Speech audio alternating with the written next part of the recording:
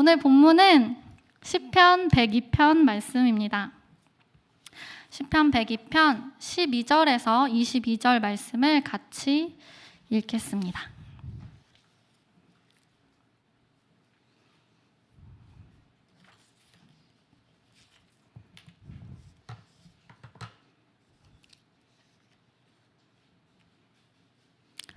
네, 하나님의 말씀을 같이 교독하면서 읽겠습니다. 여호와여, 주는 영원히 계시고 주에 대한 기억은 대대에 이르리이다.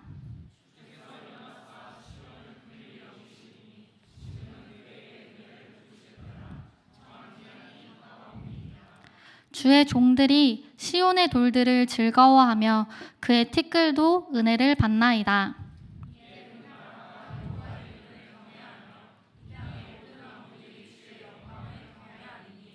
여호와께서 시온을 건설하시고 그 영광 중에 나타나셨습니다.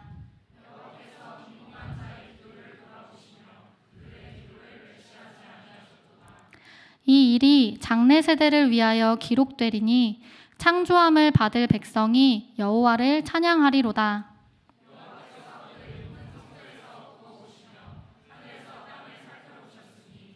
이는 갇힌 자의 탄식을 들으시며 죽이기로 정한 자를 해방하사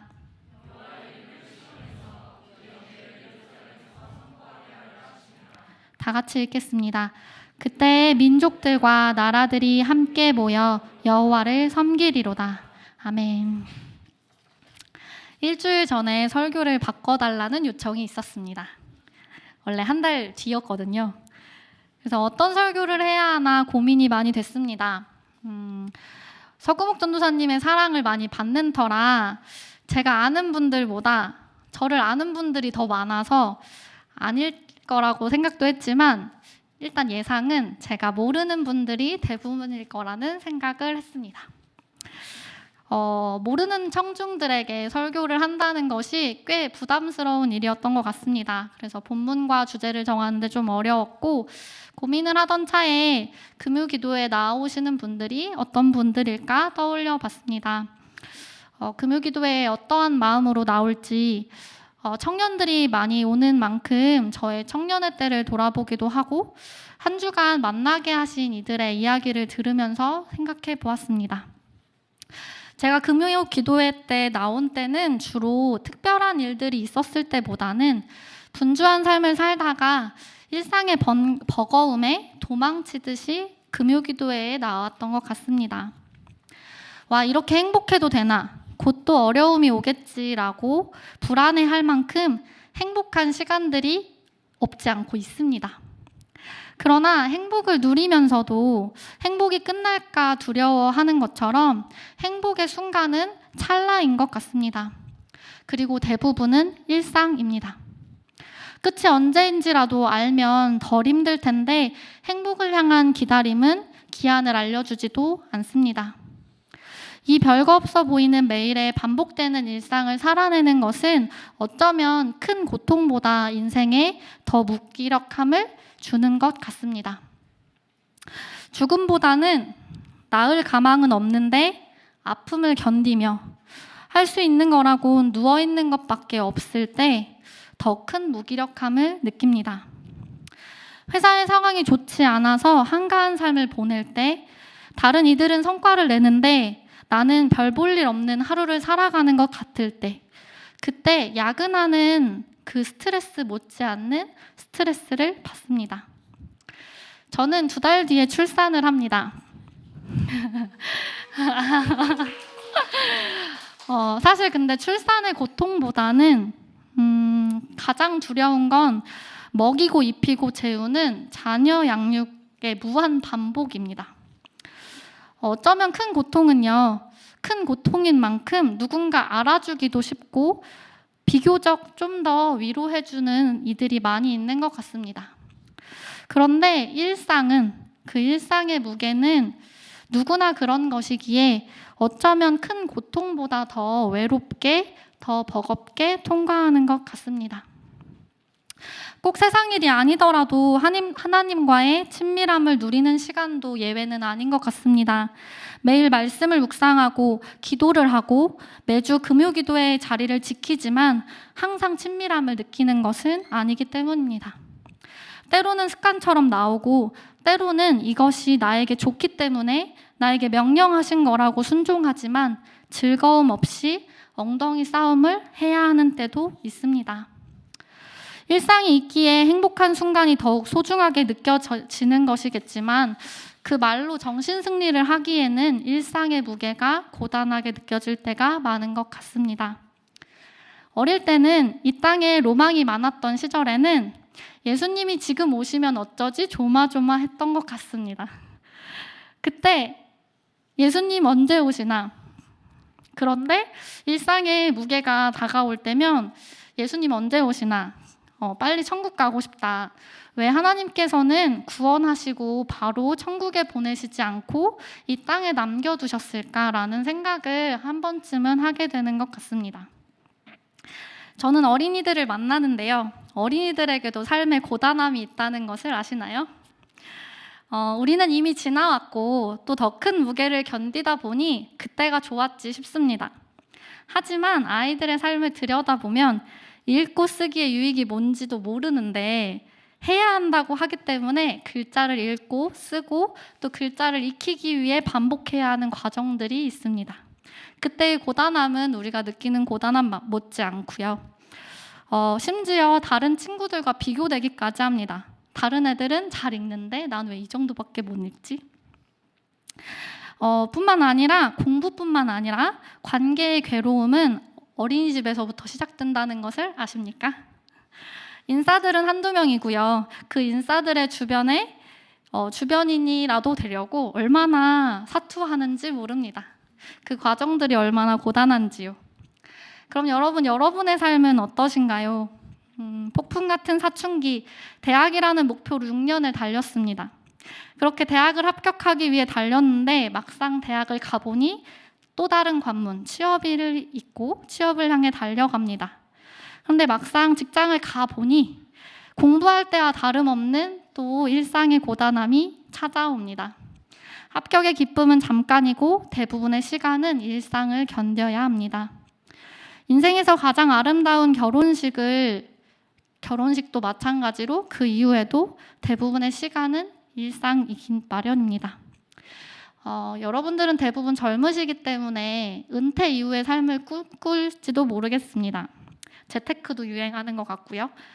그런데 여러분, 가장 자살률이 높은 시기가 언제인지 아십니까? 바로 노년기입니다. 30년 넘게 생산적인 삶을 살다가 지금 저희가 볼 때 그냥 매일의 삶이라고 했던 그 삶을 30년을 살다가 그 일을 멈추게 되었을 때 누군가에게 기여하지 못하고 어떤 존재의 가치도 느끼지 못하는 그때 그 일상을 견뎌낸다는 것은 여간 어려운 일이 아닙니다. 어쩌면 이 고단함을 우리는 벗어버리기 위해 냉담하게 반응하는지도 모르겠습니다. 결혼 안 해도 돼. 원래 인생은 그런 거야. 라고 말하며 회의적으로 혹은 냉담하게 그 고단함을 벗어버리려고 하는지도 모르겠습니다. 그러나 그런 냉담함만으로는 그 고단함이 해결되지는 않는 것 같습니다. 연령대마다 고민이 다르지만 이 모든 연령대를 포괄하는 단 하나의 씨름이 있다면 무의미해 보이는 일상을 살아내는 것입니다.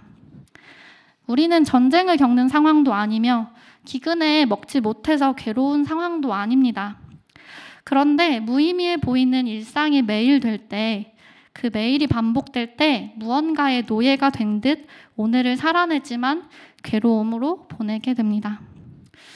이 괴로움으로부터 해방될 수 있는 현대인의 방법은요, 맛집을 찾아다니는 것이기도 하고요, 인스타에 멋진 사진을 올리는 것이기도 합니다. 맛집이나 인스타가 문제가 아니라 근본적인 질문, 왜 이런 일상을 우린 살아내야 하는가입니다. 이 고단한 나날들을 하나님께서는 왜 우리에게 두셨을까요? 왜 이 땅에 시간을 주셨을까요? 천국에 갈 만큼 성숙하지 않아서 우리를 이 땅에서 굴리고 계신 것일까요? 마치 시험 성적표와 직장의 결과와 연인의 평가처럼 우리는 아직 무언가 부족한 것일까요? 데이빗 허바드라는 신학자는요, 시편을 말해서 삶의 모든 계절을 위한 시편이라고 합니다. 그 시편 중에 오늘 102편 말씀을 같이 보면서 이 땅의 의미를 생각해 보고자 합니다. 그리고 이 시편 기자처럼 같이 기도하는 시간을 가지면 좋겠습니다. 본문에 들어가기 전에 이 102편에는요, 제가 지금 설교할 내용보다 더 풍성한 신학적, 주애적 주제가 많이 담겨 있습니다. 그런데 오늘은 강의가 아니기 때문에 이 땅의 의미라는 주제로 이 시편을 묵상해 보고 싶습니다. 시편은요, 총 150개의 시로 이루어져 있습니다. 이 시편들은요, 배열이 순서대로, 그러니까 쓰여진 순서대로 되어 있지 않습니다. 여러 시들을 모아서 어떤 의도를 가지고 배열했다고 합니다. 그리고 이 배열은 정경이 완성되기 전에 이 배열이 완성되었고, 이 말은 이 배열 자체에도 성경의 권위가 있다는 말입니다. 총 5권으로 시편 150편을 구분할 수 있고, 이 102편은 그 중에 네 번째 책의 네 번째 권에 속합니다.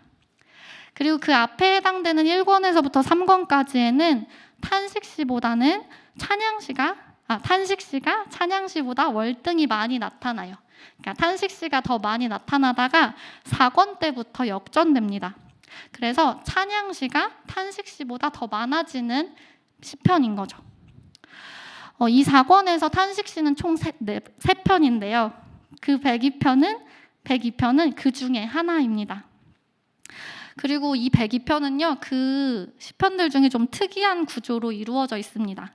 보통 탄식시면 탄식시, 찬양시면 찬양시인데요. 이 두 가지가 혼재되어 있기 때문입니다. 오늘 저희가 읽은 본문 중앙에 있는 그 부분은 찬양시입니다. 그리고 앞과 뒤에 해당되는 부분은 탄식시로 이루어져 있습니다.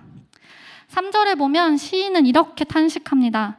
내 날이 연기같이 소멸하며 내 뼈가 숯같이 탔음이니이다. 연기 같다. 실체 없이 사라지는 연기처럼 자신의 인생이 부질없고 의미 없음을 말하고 있습니다. 또 6절에 보면요. 광야의 올빼미, 황폐한 곳의 부엉이, 외로운 참새. 이런 표현들은 공동체 안에서 소외의 고통을 나타내는 표현들이라고 합니다. 그리고 7절의 초반부에 나오는 내가 밤을 새우니 라는 이 말은 불면증을 말하는 표현입니다. 이 시편에 토로하는 이야기들을 보면 참 우리와 비슷한 것 같지 않으십니까? 먹고 사는 문제가 해결됐고 전쟁의 괴로움을 느끼지는 않지만 우리 현대인들에게 불면증은 일상이 되어 있는 듯합니다. 여러분 혹시 놀토라는 말을 아십니까? 아시는 분들이 대다수이시네요. 우리에게는 놀토라는 삶이 당연하게 그냥 우리의 일상이 되었지만 사실 부모님 세대만 해도 주 5일째는 꿈도 꾸지 못했습니다. 취미생활과 여행, 여러 동호회를 통해서 이제는 전통적인 공동체의 가정과 직장에서 소외를 느끼더라도 얼마든지 공동체에 속할 수도 있는 시대를 살고 있습니다. 그런데 여러분, 소외감은 여전히 줄어들지 않은 듯 보입니다. 그래서 이 시편 102편의 기자의 노래가 우리의 지금 상황과 참 닮아 있다라는 생각이 듭니다. 그런데 여러분, 그런 1절부터 11절의 상황 다음에 12절에 버라이어티한 화제 전환이 일어납니다. 11절을 보면요. 내 날이 퍼지는 연기 같고 마른 풀 같다라고 직역할 수 있습니다. 여러분, 이 12절의 버라이어티한 화제 전환에 상황이 나아진 것이 아님을 기억하셔야 합니다. 상황이 나아지지 않았는데 갑자기 찬양합니다. 주는 영원히 계신다. 주는 영원히 계신다. 나도 이제는 연애도 하고 결혼도 하고 싶어요. 남들에겐 좋은 소식이 들리는데 나는 여전히 아무도 없어요. 그때 너를 사랑하시는 주가 계셔 라는 말은 사실 힘이 빠집니다. 어떤 위로나 활력을 주지 못하지요. 그런데 이 시편 기자는 주는 영원히 계신다는 사실로 22절까지 쭉 찬양을 이어갑니다. 어떻게 이 시편 기자는 주는 영원히 계신다는 이 사실로 갑자기 고단한 현실 속에서 하나님을 찬양할 수 있었을까요? 이 시편 기자는 속세를 떠난 사람이기 때문일까요? 결론부터 말하자면 바로 그 다음에 나오는 표현, 주에 대한 기억은 대대에 이르리이다 라는 사실 때문입니다. 여기서의 포인트는 기억입니다. 나는 사라지는 연기와 같은 날들을 살아가지만 그런 내 날들에 주에 대한 기억이 있기 때문입니다. 그래서 이 주에 대한 기억이 뭘 가리키는지 13절부터 21절까지를 살펴보고자 합니다. 같이 13절을 한번 읽어보겠습니다. 시작. 주께서 일어나사 시온을 긍휼히 여기시리니 지금은 그에게 은혜를 베푸실 때라. 정한 기한이 다가오미니이다. 13절에 보면 기자는 시온을 긍휼히 여기실 날이 왔다고 말합니다. 왜냐? 하나님께서 정한 기한이 다가왔기 때문이라고 말합니다. 이 시편 기자는 영원히 계신 여호와께서 정한 시간이 있고 정하신 건 반드시 이룬다는 믿음이 있기 때문에 이렇게 찬양할 수 있는 것입니다. 지금은 은혜를 베푸실 때라. 이 표현의 말은 아직 오지 않았지만 희망의 여명이 시작되었고 그렇기 때문에 찬양한다고 말하는 것입니다. 아직 오지 않았기 때문에 받을 은혜가 있으며 그 은혜가 시작되었다고 기뻐합니다. 사실 이 말이 잘 와닿지 않을 것 같은데 생일 선물을 생각해 보면 좋을 것 같아요. 예상하지 못했던 생일 선물을 받을 때 혹은 내가 너무너무 받고 싶었던 생일 선물을 오래오래 기다렸을 때 그때 기쁨이 가장 언제 절정일까요? 가장 절정인 때는 바로 받기 직전이자 받은 그때입니다. 시인은 이때 찬양하는 이유가 이제 곧 받게 될 선물 때문에 기뻐한다 라고 노래하는 것입니다. 이어서 14절을 살펴보겠습니다. 같이 읽어보겠습니다. 시작. 주의 종들이 시온의 돌들을 즐거워하며 그의 티끌도 은혜를 받나이다. 시편은 표제가 있어요. 그 시편에 제목이 있어요. 그리고 그 제목에는 저자와 작성 시기를 명시해 줍니다. 대부분의 시는 이렇게 명시하지만 하필 102편은 말해주지 않습니다. 제가 정한 본문이 하필 난해했습니다. 많은 주석들이 논쟁으로 긴 페이지를 할애하는데요. 포로기에 쓰였는지 아닌지 확신할 수 없다입니다. 다만 확신할 수 없더라도 이게 포로기에 시온성이 망했을 때일지 아닐지 모르더라도 14절의 표현들, 시온의 돌들 그리고 티끌들이라는 시적 표현은 무너진 모습 그리고 황폐한 모습을 연상하게 합니다. 만약 무너지지 않았다면 긍휼히 여기실 이유도 없었을 것이고 시온의 돌이나 티끌이 아니라 시온의 벽이라는 표현으로 표현했을 것 같습니다. 그래서 여기에 이 돌들은 무너짐을 표현해 줍니다. 왜 주의 종들은 그런데 이 무너져 내린 돌들을 즐거워할까요? 그 이유는 또 바로 다음에 나오는 표현에서 발견할 수 있습니다. 티끌 같은 먼지와 같이 흩날리며 사라질 존재가 받는 은혜 때문입니다. 무너져버려서 아무런 소망이 없는 것 같아 보이는 그 티끌들에게 은혜를 베푸신다고 시편 기자는 노래하는 것입니다. 여기 지금까지 본 내용에서 알 수 있듯이 받을 은혜, 이미 시작되었고 아직 오지 않았으나 완성될 그 은혜들 때문에 지금 이 시편 기자는 고통의 상황 속에서 노래한다고 말합니다. 이후에 이어지는 내용을 살펴보려고 하는데요. 이 내용은 저는 좀 전체 구조를 보는 걸 너무 좋아해서 좀 구조를 정리해봤는데 혹시 좀 띄워주실 수 있을까요? 지금 앞으로 볼 15절부터 22절의 내용을 조금 구조를 짝지어서 살펴봤는데요. 이걸 키아스틱 구조라고 해요. 앞뒤가 맞아떨어지면서 가운데로 향하게 되는 구조인데요. 어떤 형태인지 같이 한 절씩 보면서 살펴보겠습니다. 15절에 보면 이에 문나라가 여호와의 이름을 경외하며 이 땅의 모든 왕들이 주의 영광을 경외하리니 라고 표현합니다. 15절에 등장하는 문나라가 22절에 다시 등장하면서 이 찬양시가 마무리되는데요. 민족들과 나라들이 함께 모여 여호와를 섬기리로다. 바로 앞절에서 무너진 돌들이 은혜를 받았는데 그 은혜로 인해서 문 나라가 하나님을 기뻐하게 된다고 말합니다. 무너진 돌들이 온 세상이 기뻐할 만한 나라로, 그런 이유로 변한다라고 말하는 것입니다. 16절과 21절을 같이 또 보면요. 16절에는 여호와께서 시온을 건설하시고 그의 영광 중에 나타나셨습니다. 21절에 보면 여호와의 이름을 시온에서 그 영예를 예루살렘에서 선포하게 하려 하심이라 라고 표현합니다. 16절과 21절은 동일하게 시온이 등장합니다. 그리고 그 시온을 건설하심으로 드러난 영광을 21절에 다시 한번 찬양합니다. 여기서 하나 주목해야 할 표현이 있는데요. 선포하게 하려 하심이라 라는 표현인데요. 의역이 되어 있는데 직역을 하면 기억하여 과거에 있었던 일을 이야기하다라는 표현입니다. 맨 처음 12절을 기억하시나요? 주에 대한 기억이 대대에 이르리라. 이와 같은 메시지가 한 번 더 반복되는데요. 선포하게 하려 하심이라.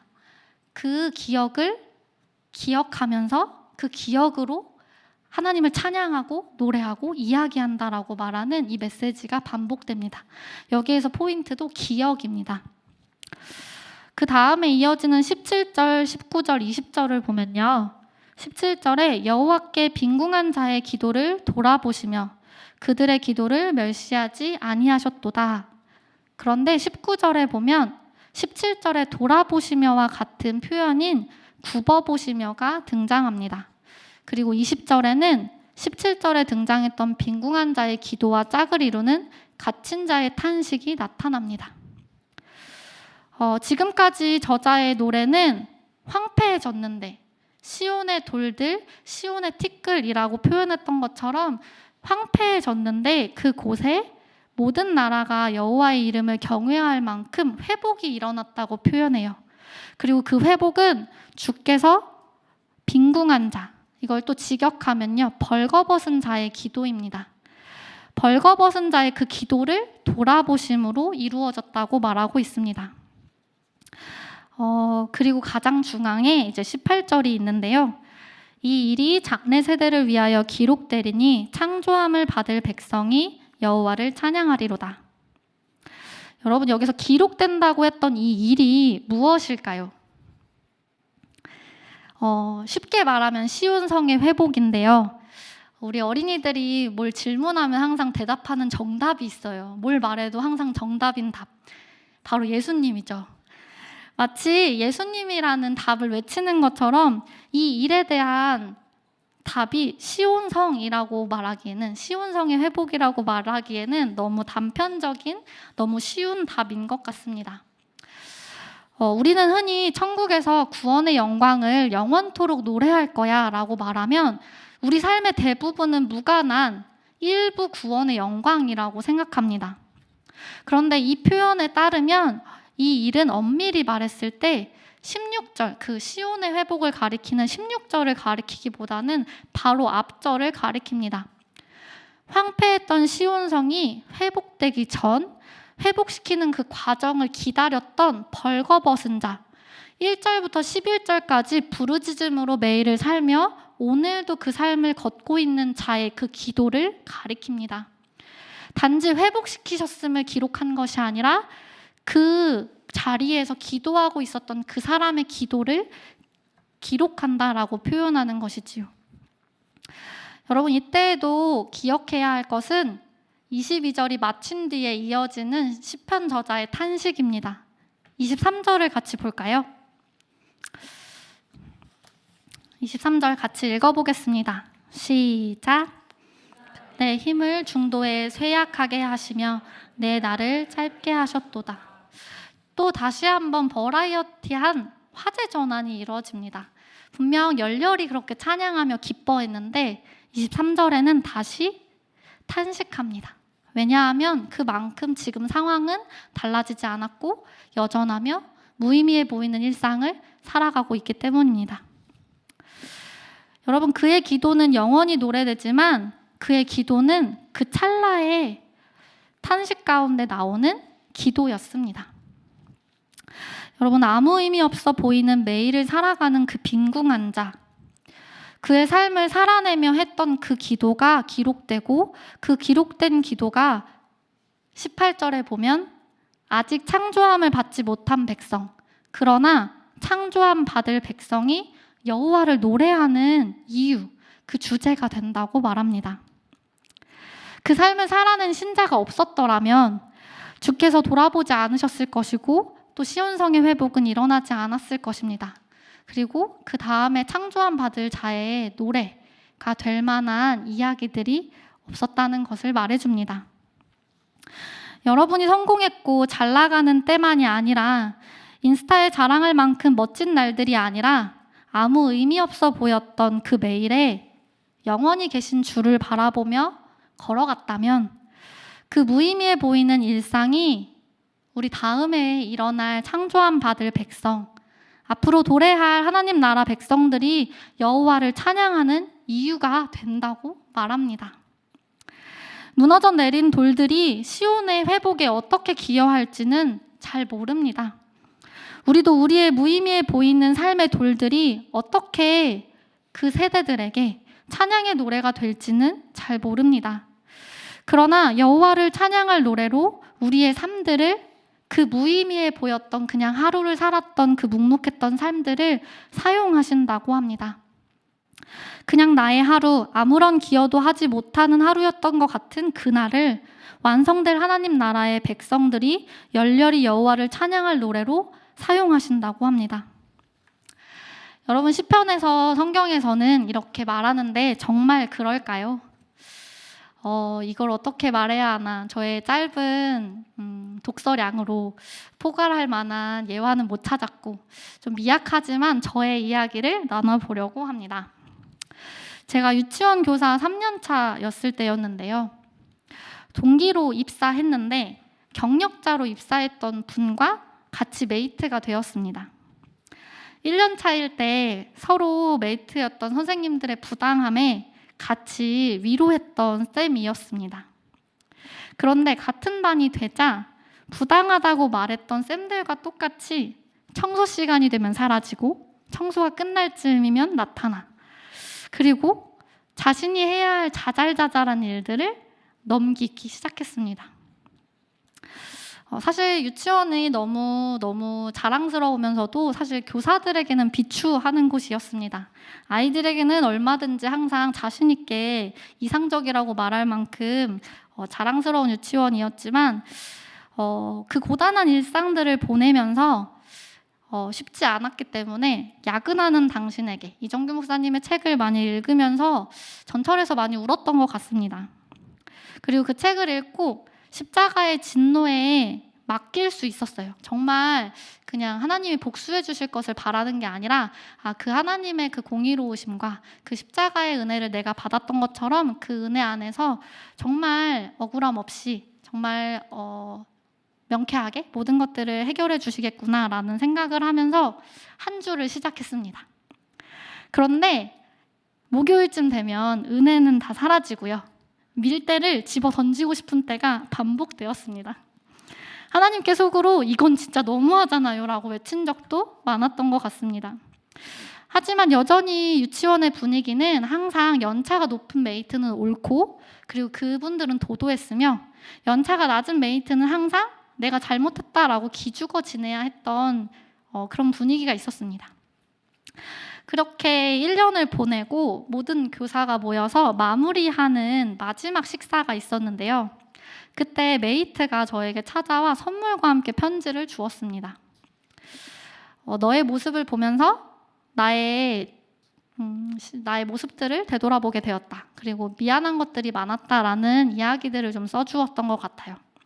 그래서 그 글귀를 읽을 때 예상도 하지 못했던, 정말 1도 예상하지 못했던 글귀였기 때문에 이게 생신가? 라고 의심도 했던 것 같습니다. 이 결말이 승리이기 때문에 뭔가 다르게 해석되어 보일 수 있겠지만, 솔직히 신자답게 통과했던 1년은 아니었습니다. 억울함과 답답함으로 메이트를 미워했고요. 2시간, 3시간 잠을 자고 기도할 틈이란 마대질 할 때, 아까 외쳤던 그 기도 있잖아요. 이건 너무하잖아요 라고 했던 기도가 전부였고요. 샤워를 할 때 잠깐 그때 하나님을 향해 기도했던 것, 그것이 기도의 전부였을 때도 참 많았습니다. 그 고단한 일상을 꾸역꾸역 살아냈을 뿐인데 창조함을 받을 백성이 여호와를 찬양하는 그 기쁨을 맛보게 하셨던 시절이었던 것 같습니다. 아주 찰나였지만요.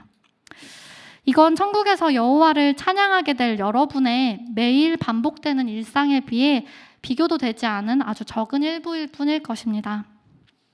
우린 천국에서 하나님을 영원토록 찬양한다고 할 때 우리의 삶이나 이 땅의 시간이 리셋되고 천국의 1등인 하나님만 찬양한다고 생각합니다. 그러나 반쪽짜리 답인 것 같습니다. 우린 여호와를 찬양할 것입니다. 우리가 찬양할 뿐 그 대상은 변하지 않을 것입니다. 그러나 그때의 찬양은 단지 여호와만을 찬양하는 것이 아니라 우리가 이 땅에서 삶에서 누렸던 주에 대한 기억, 버라이어티한 변화 없이 여전히 황폐해 보이고 무의미해 보이는 그 삶에서 주께 기도했던 것을 대대로 찬양하게 될 것입니다.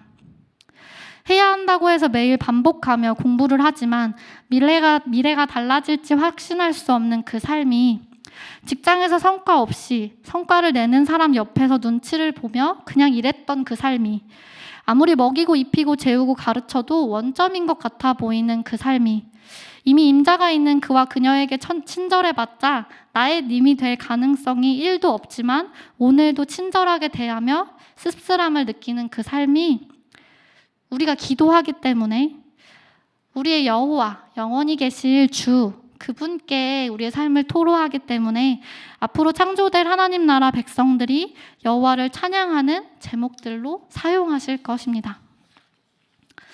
여러분, 그런데 정말 어떻게 우리의 이 무의미한 삶이 영원한 노래가 될 수 있을까요?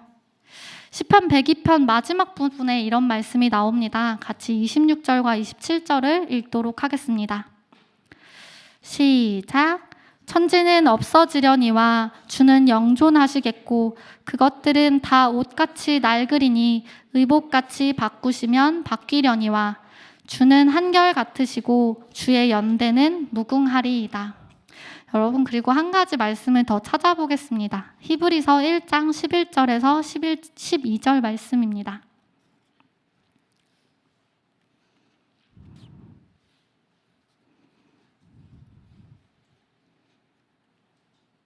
네, 히브리서 1장 11절에서 12절 말씀입니다. 같이 읽겠습니다.